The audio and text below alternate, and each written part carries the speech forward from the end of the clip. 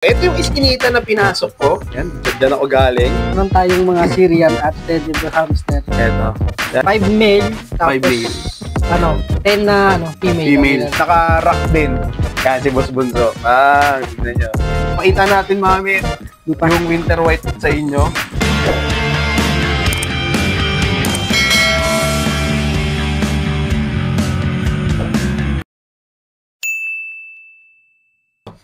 Sabi ni Boss Bunso, hindi pa daw siya nakakapag-breed ngayon ng dahil galing lang siya sa bakasyon. Pero ito yung tsura ng winter white, mami.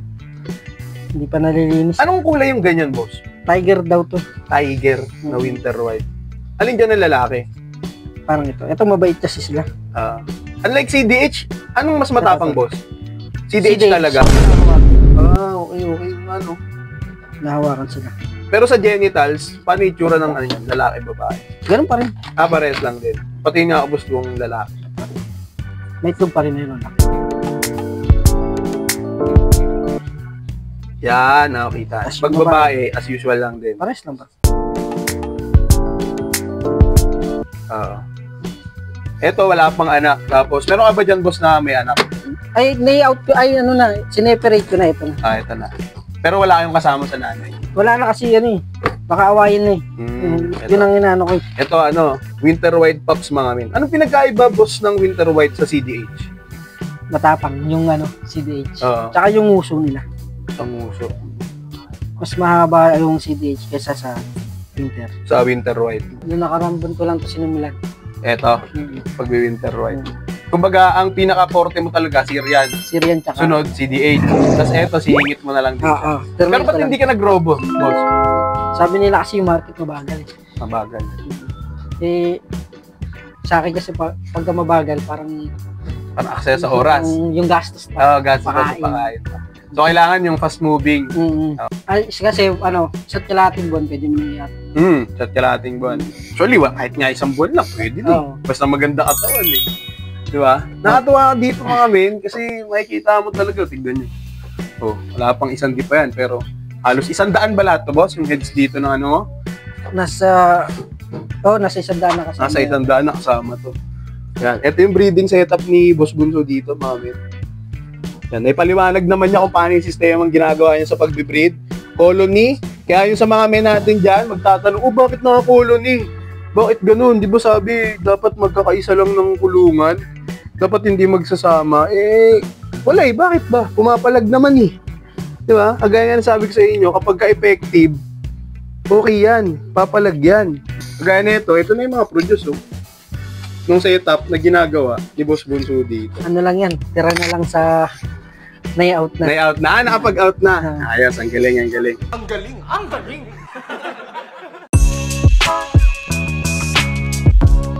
Merong tuturo sa atin si Boss Bunso kung paano siya nag-check ng mga male breeders niya na ginagamit niya pang colony. Ganito, pag male, pag malaki ang itlog, okay pa yun. Pero pagka maliit na, out na sa amin kasi out parang yung pag-produce na unti na lang.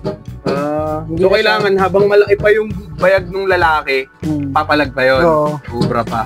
Pero pagka mga maliit na, out na sa amin. Kasi parang hindi na siya gano'ng nagpo-produce ng marami. Unti na lang. Hindi na siya hindi siya ganado. Parang wala na. Matamlay na. Matamlay na. Ayos yun So, ganun pala, mga men. At least may natutunan din tayo. And tingnan nga natin kung malalaki talaga yung bayag. Nakikita niyo yun? Yan, yung bayag na itong yun nandun, Hindi ikaw. Ayan, nakita ko dito. Bang, ang laki ng bayag yan, Bang! So, ganun pala mamili sila. Kami naman, pag namimili naman kami, malalaki din yung bayag.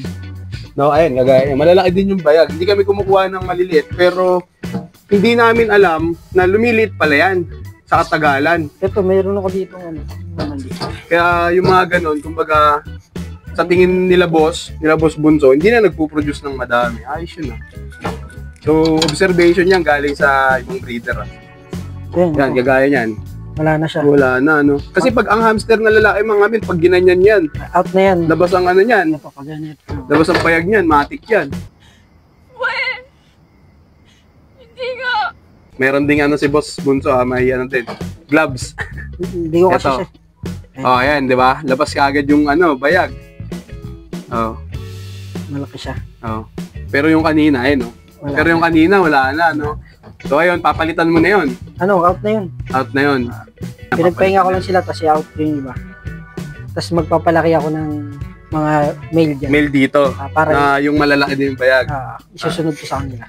Ayos. Ganung cycle lang mga men. Nagkakaroon ka rin ba dito, boss, na ano? Yung hindi nagbubuntis? Oo, meron din. Meron din. Yung kahit na Nahit, inawat mo siya, hindi nagtutuloy. hindi nagtutuloy. So, meron din kahit papano. Pero, Minamarking namin, tapos ina-out namin. ina-out na. Basta pag pumalya siya ng isang beses, Out. ekis na siya. Okay. So, ayun mga men.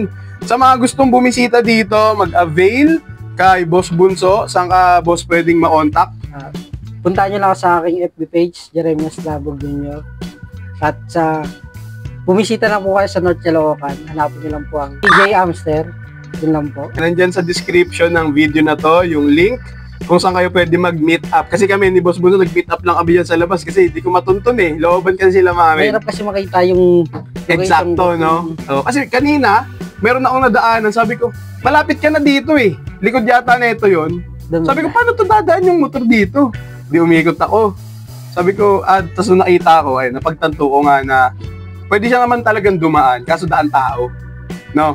O kung motor man, syempre nakakaya, di naman ako taga rito, ba't ako papasok ng harabas ako sa hindi ko naman lugar na may dala pa akong motor, kaya umikot-ikot na lang ako. Pero kung kayo, kung pupunta kayo dito, mag-a-avail ng mga hamsters, message nyo siya, magkikita kayo dyan sa labas nila. Susundin ko na lang po kayo kasi ayun. hindi makita nila, alam mo yung address ko.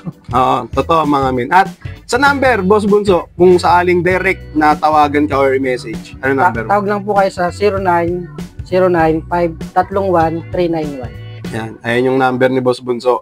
At saka yung messenger account. Nakikita nyo ngayon sa screen. At ayan, bago tayo matapos, boss, pero lang akong tanong na pwede mong sabihin sa mga nagbabalak mag-alaga ng hamster or magparami, no? Ano yung mabibigay mo sa kanilang advice? Ang mabibigay ko na advice, maging masipag kayo. Kasi mahirap pagka-umpisa, pero pagka nagamay mo yan, madali na lang. At kailangan nyo rin ng financial kasi yung mga bill, kailangan mo rin bilhin. Pati yung mga kusot, kaya kailangan mo medyo malaki na halaga. Pero kung mag-hobby ka lang, okay lang, kung mag-hobby ka lang, okay na kung kahit maliit lang. hindi mo naman kailangan maglabas ng malaking... Pag ano lang, gusto mong alaga. Pero kung gusto mo talaga maging breeder na maramihan, yan, maglalabas ka talaga ng maraming pera. Pero mababawi mo yan, mababawi mo lang yan. Saglitan lang yan, ako nagsasabi. Ayan. So, pinapakita ng mga nabibisita kong breeder kung gaano kalaki yung potential sa pag-aalaga ng hamster. Kailangan lang talaga sipag.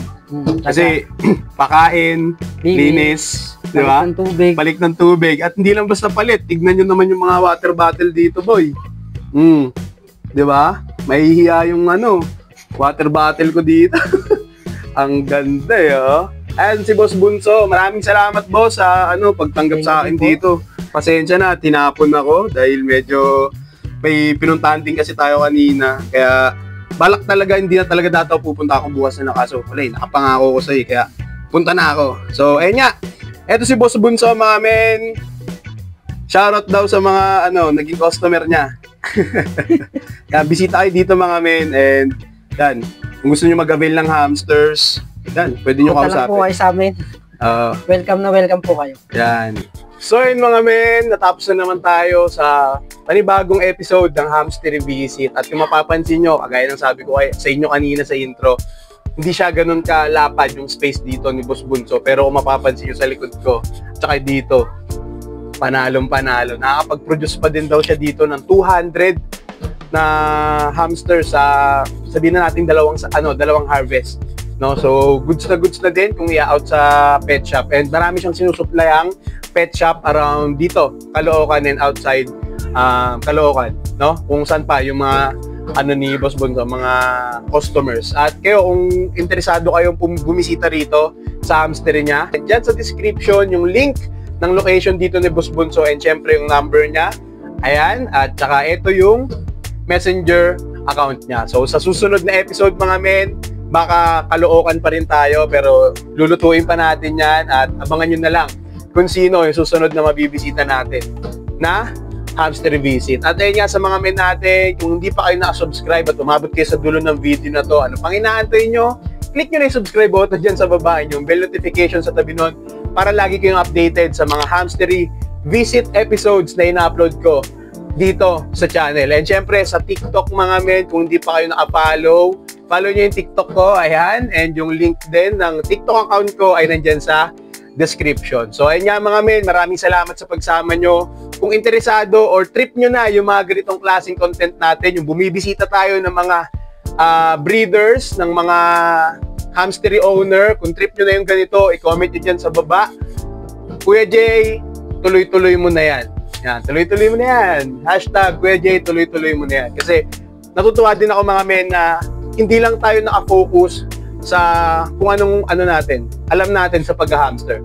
No, etong hamster visit na ginagawa ko is nakaka-acquire din ako ng knowledge sa mga breeder na nakakausap natin. And syempre kayo, naibibisita ko kayo o napapasyal ko kayo sa mga iba't ibang klaseng setup ng mga iba't ibang klaseng breeder. So, kung trip nyo yung ganito, comment nyo dyan sa baba. At ayun nga mga men, tapos na naman tayo dito. Maraming salamat sa pagsama. Magkita-kita tayo sa next hamstery visit. Maraming salamat mga men. Alright.